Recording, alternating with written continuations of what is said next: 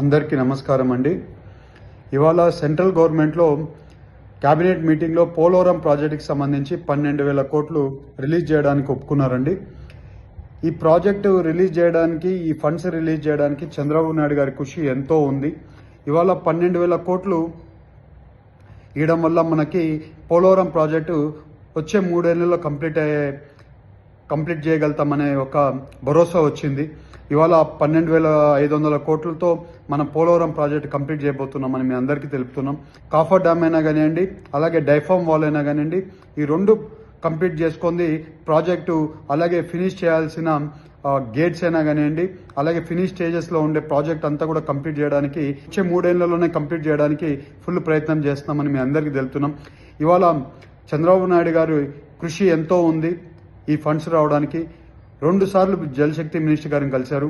అలాగే ఢిల్లీకి వచ్చినప్పుడు ఫైనాన్స్ మినిస్టర్ గారిని చాలాసార్లు కలిశారు, ప్రైమ్ మినిస్టర్ గారిని కలిశారు. పోలవరం ప్రాజెక్ట్ ఎట్టి పరిస్థితుల్లో మీరు ఫండ్స్ అలొకేషన్ చేయాలన్నారు. అదే రకంగా ఇవాళ ఫండ్స్ అలొకేషన్ చేశారు.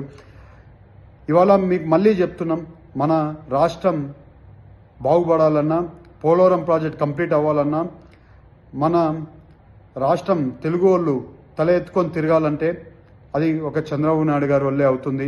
ఇవాళ మీరు చూస్తే తెలంగాణలో హైదరాబాదు ఇవాళ అంత అభివృద్ధి చెందిందంటే అది ఒక చంద్రబాబు నాయుడు గారి వల్లే అభివృద్ధి చెందింది.